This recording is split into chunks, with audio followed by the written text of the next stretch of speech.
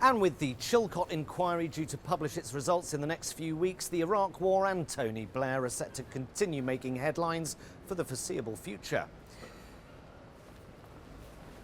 Oh, it's like a gag reflex, isn't it? Tony Blair. Tony Blair. It's onomatopoeic, Blair. I hate that man more than I hate anyone ever. I hate him more than my wife's new lover, otherwise known as my son's new daddy. Yeah, ex-wife, yeah, thanks, Tim. Did you see Blair's interview the other week where he said Jeremy Corbyn's leadership is a very dangerous experiment?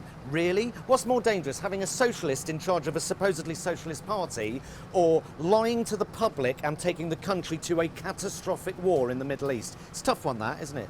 He's a sociopath, Blair, and he's a liar. He lies about it. I have seen firm evidence of weapons of mass destruction. Really? Where? Up your arse? Oh, well, Bush says he's got a hunch. Oh, okay, well, let's forget the UN and go to fucking war. Let's wreak havoc.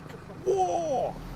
Half 500,000 people died in that conflict. Now, as far as I'm aware, Jeremy Corbyn is responsible for 0 deaths, whereas Blair is responsible for 500,000, and yet he calls Corbyn dangerous. Is that supposed to be some sort of joke? And then he leaves office and literally makes millions of pounds by becoming a peace envoy to the Middle East. I mean, the man is either a psychopath or a comedy genius. I mean, he is a clever man. He did get elected 3 times by essentially making Labour a right-wing party. And that's 500,000 deaths aside, is his legacy. Because you now have this ridiculous situation where both main parties are right-wing. One is led by a right-wing pigfucker, and the other is led by a left-wing socialist. So you've got a left-wing leader of a right-wing party, the parliamentary membership of which don't want him there. They would rather have Blair or someone else like him back. They'd have him back in a heartbeat. They'd rather have a liar than a socialist, because it's easier to get elected if you're a liar rather than a man of integrity. Corbyn is the antithesis of Blair because he says what he thinks and he doesn't filter it through some sort of mental PR filter.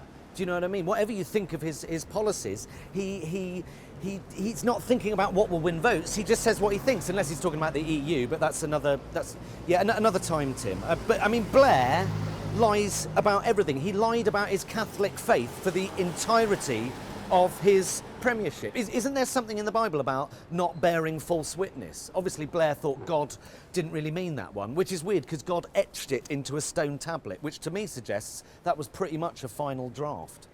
And there's also something, if I'm not much mistaken, about thou shalt not kill 500,000 people, for example. I honestly believe that Tony Blair should go to prison for what he did, but he's not going to. But the good news is that according to his faith, he is definitely going straight to hell.